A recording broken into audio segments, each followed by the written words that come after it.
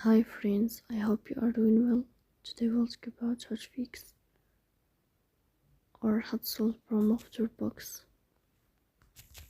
In DropBox we click on the settings like this.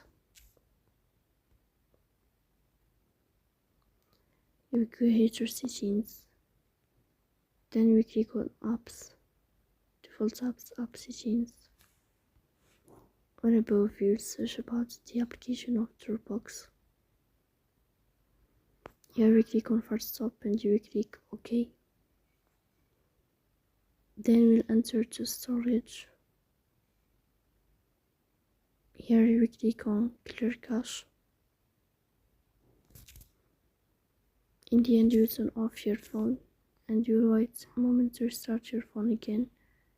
So please don't forget to press the bell icon and subscribe. See you.